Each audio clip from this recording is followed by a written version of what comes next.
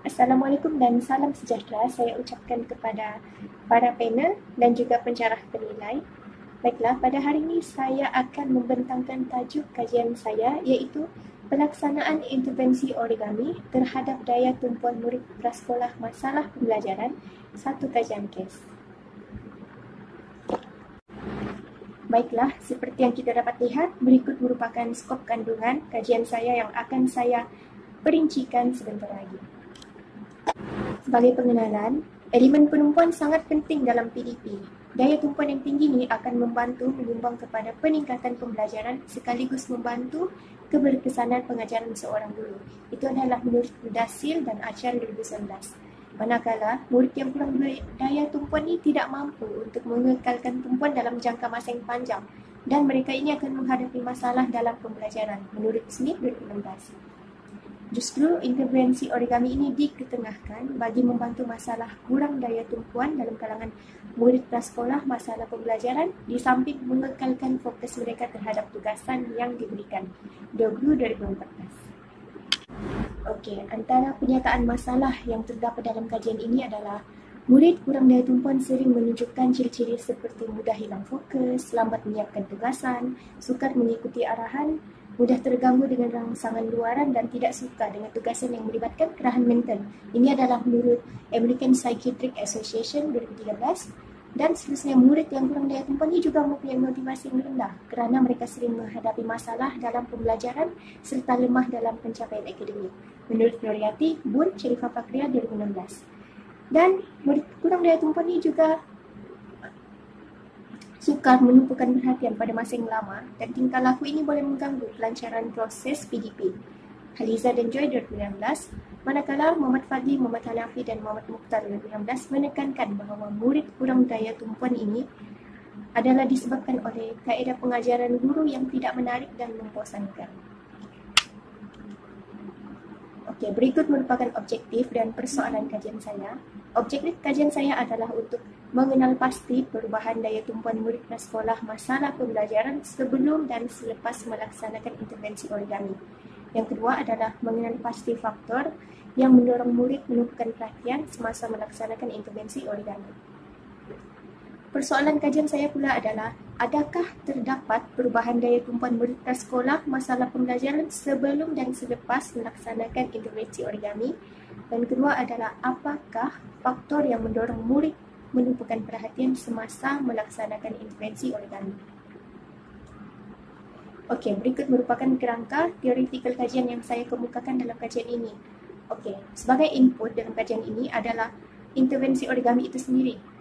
Manakala mereka akan intervensi ini akan melalui proses untuk mengenal pasti faktor-faktor yang mendorong murid menumpukan perhatian, dan teori pembelajaran sosial Bandura dan teori pelajaran operan Thorndike ini digunakan sebagai landasan kajian bagi mengenal pasti faktor-faktor tersebut. Ini adalah untuk melihat output dalam kajian ini iaitu perubahan daya tumpuan murid prasekolah masalah pembelajaran. Okey, seterusnya adalah skop dan batasan kajian saya. Yang pertama adalah kajian ini dijalankan di salah sebuah sekolah rendah daerah Tawau yang melibatkan murid prasekolah berumur 6 tahun sahaja. Dan kajian ini hanya berfokuskan kepada masalah pembelajaran yang menunjukkan ciri-ciri kurang daya tumpuan sahaja. Dan kajian ini hanya menguji aktiviti pembelajaran menggunakan origami sebagai intervensi. Aktiviti pembelajaran yang lain yang dikatakan sebagai memberi tumpuan tidak diuji dalam kajian ini. Dan terakhir adalah masalah pembelajaran lain seperti ADHD, autism dan sebagainya tidak termasuk dalam kajian ini. Okey, seterusnya adalah kepentingan kajian saya. Kajian saya ini mendatangkan kepentingan kepada murid kerana dia akan meningkatkan daya tumpuan, motivasi kendiri, kemahiran dan perkembangan lain secara optimum. Kedua adalah guru prasekolah yang mana dia boleh membantu mengawal tingkah laku murid dan merancang intervensi awal mengikut kesesuaian murid prasekolah masalah pembelajaran. Dan ketiga adalah ibu bapa yang mana mereka boleh merancang sesuatu aktiviti pembelajaran yang menarik dan menyeronokkan. Okey, dapatan kajian lalu saya adalah yang pertama, menurut Boruga 2019, origami ini boleh mengubah tingkah laku dan meningkatkan daya tumpuan seseorang individu. Lipnik 2011 pula menyatakan bahawa origami ini merangsang pelbagai beria bagi murid yang menghadapi masalah pembelajaran, manakala Heron dan Hildebrand 2011 menyatakan bahawa faktor persekitaran ini yang mendorong murid untuk mengekalkan tumpuan dalam masa yang lama selagi mana perasaan itu masih dirasai. Dan terakhir adalah Manisah dan Nurriza 2016 yang menyatakan bahawa origami ini boleh membantu menimbulkan persepsi positif dalam diri murid, seterusnya menjadi rangsangan utama mereka untuk kekal belajar. Okey, berikut merupakan teori-teori kajian yang saya gunakan dalam kajian ini, iaitu teori pembelajaran sosial Bandura dan juga teori pelaziman operan tondai. Kedua-dua teori ini saya gunakan sebagai landasan kajian bagi membantu saya untuk menjawab persoalan kajian. Teori Bandura ini, dia menekankan bahawa manusia belajar melalui proses pemerhatian dan juga peniruan, iaitu modeling. Yang mana dalam teori ini, dia mengemukakan 3 unsur dalam pembelajaran sosial, iaitu individu, kognitif, tingkah laku dan juga persekitaran. Yang mana ketiga-tiga ini, proses ini saling bertimbal balik antara satu sama lain bagi membolehkan seseorang individu itu menghasilkan tingkah laku yang diingini berdasarkan pemerhatian dan juga peniruan mereka. Kedua adalah teori pelaziman operan tondai, yang mana teori ini dia mengemukakan 3 hukum atau 3 prinsip pembelajaran, iaitu hukum kesediaan, hukum latihan dan juga hukum kesan. Okey, hukum kesediaan ini dia menuntut agar murid perlu bersedia sebelum melaksanakan sesuatu aktiviti. Hukum latihan pula dia menekankan bahawa sesuatu tingkah laku itu akan dikukuhkan sekiranya diberi latihan yang berulang kali. Justru dalam kajian ini, intervensi origami diulang secara berkali-kali bagi melihat perubahan daya tumpuan murid tersebut. Dan ketiga adalah hukum kesan. Murid akan bertingkah laku yang positif sekiranya diberi penuduhan yang positif. Seperti motivasi, pujian. Secara tidak langsung, kesan yang diberikan ini akan mendatangkan tingkah laku yang positif, iaitu menumpukan perhatian terhadap pelaksanaan aktiviti origami ini. Okey, persempelan kajian saya pula adalah secara persempelan bertujuan, yang mana subjek tertentu ni dipilih agar sesuai dengan keperluan kajian. Dan pemilihan sampel ini adalah berdasarkan ujian diagnostik yang diadaptasi instrumen daripada DSMB, iaitu Diagnostic and Statistical Manual of Mental Disorders daripada APA 2013, iaitu American Psychiatric Association. Dan ketiga adalah untuk mengenal pasti murid masalah pembelajaran, khususnya murid yang mengalami masalah kurang daya tumpuan. Ini adalah berdasarkan ujian diagnostik tersebut, dan setelah melalui proses pemilihan, 3 orang murid lelaki telah dikenal pasti mempunyai ciri-ciri kurang daya tumpuan yang berumur 6 tahun, dan sampel ini yang dipilih sebagai peserta dalam kajian ini. Okey, berikut merupakan instrumen kajian yang saya gunakan dalam kajian ini. Yang pertama adalah ujian diagnostik, yang ini digunakan untuk membuat pemilihan sampel secara bertujuan. Dan kedua adalah senarai semak bagi mengenal pasti perubahan daya tumpuan yang ditunjukkan oleh murid pada fasa sebelum dan selepas intervensi. Ketiga adalah merupakan protokol temu bual, dan temu bual ini dijalankan secara separa berstruktur, dan soalan ini akan mungkin berubah atau bertambah bergantung kepada maklum balas informan yang ditemu bual. Keempat adalah nota lapangan. Nota lapangan ini merekod hasil pemerhatian secara deskriptif dan terperinci untuk memperoleh faktor yang mendorong murid menumpukan perhatian semasa melaksanakan intervensi origami ini. Okey, berikut merupakan prosedur kajian saya. Yang pertama adalah membuat perbincangan, tajuk dan permasalahan kajian, dan seterusnya membuat sumber rujukan, mencari sumber rujukan. Dan seterusnya adalah menyediakan kertas cadangan, iaitu proposal, dan seterusnya mendapat data awal untuk tujuan persempelan. Dan ketiga, barulah saya menjalankan kajian rintis bagi kajian ini. Dan keempat adalah menjalankan kajian sebenar di salah satu prasekolah di daerah Tawau untuk mengumpul data kajian, dan seterusnya data tersebut akan dianalisis dan membuat perbincangan dan juga kesimpulan kajian, dan terakhir barulah laporan penuh kajian ini akan dikembangkan. Okey, seterusnya adalah prosedur pengumpulan dan penganalisisan data. Okey, saya mengumpul data menggunakan kaedah pemerhatian, yang mana pemerhatian secara berstruktur, yang mana pengkaji sebagai pemerhati turut serta. Kaedah pemerhatian ini juga digunakan untuk menjawab persoalan kajian pertama dan kedua, dan instrumen yang digunakan dalam kaedah pemerhatian ini adalah instrumen senarai semak dan nota lapangan. Dan guru juga sebagai pemerhati kedua dalam kajian ini. Seterusnya adalah kaedah temu bual. Temu bual dijalankan secara separa berstruktur.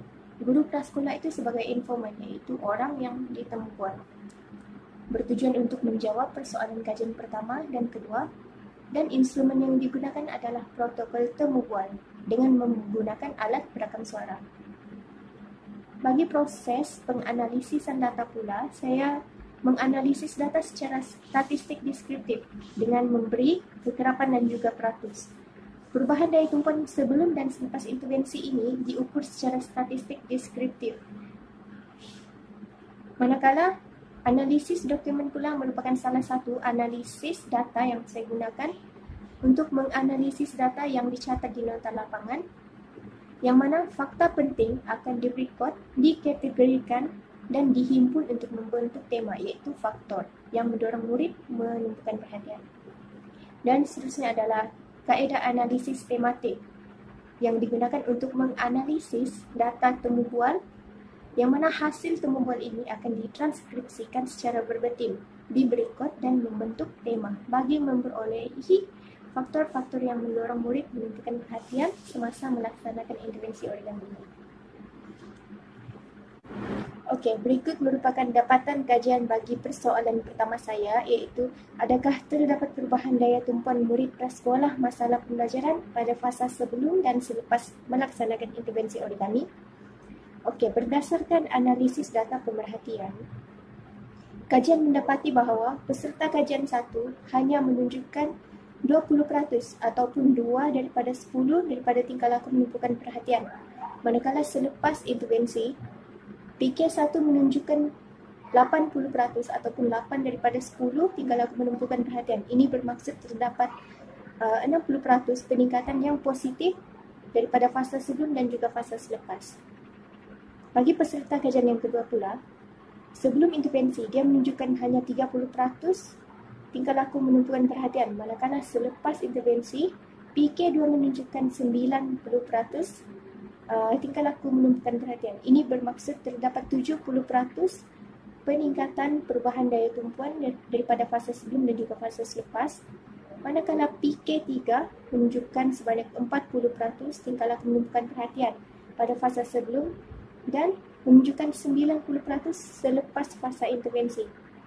Ini menunjukkan sebanyak 60% peningkatan yang positif yang ditunjukkan oleh PK3 pada fasa sebelum dan juga fasa selepas.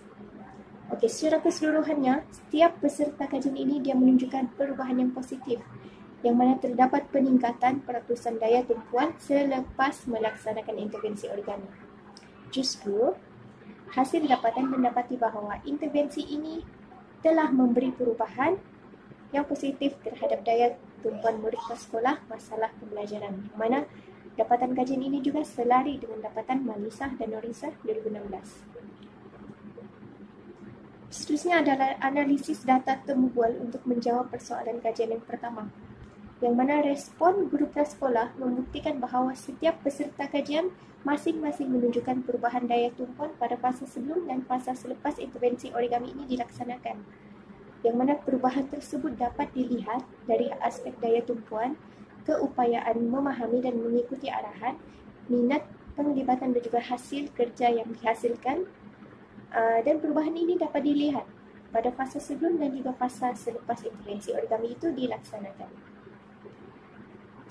Secara keseluruhannya, hasil dapatan temu bual ini mendapati bahawa intervensi origami ini telah memberi perubahan yang positif terhadap daya tumpuan murid prasekolah masalah pembelajaran. Okey, berikut pula merupakan dapatan kajian bagi persoalan kajian saya yang kedua, iaitu apakah faktor yang mendorong murid menumpukan perhatian semasa melaksanakan intervensi origami. Okey, berdasarkan analisis data nota lapangan, hasil dapatan mendapati bahawa terdapat 4 faktor yang mendorong murid menumpukan perhatian semasa melaksanakan intervensi origami. Yang pertama adalah faktor guru, iaitu kaedah pengajaran, bimbingan dan motivasi yang diberi oleh guru merupakan faktor yang mendorong murid menumpukan perhatian semasa melaksanakan intervensi. Yang kedua adalah faktor persekitaran, yang mana persekitaran yang menyeronokkan, kondusif dan kurang gangguan juga turut menjadi salah satu faktor. Yang ketiga adalah faktor bahan, yang mana bahan tersebut adalah menarik, berbagai warna dan juga bentuk, yang mana ini boleh menarik minat murid untuk terus menumpukan perhatian terhadap intervensi origami.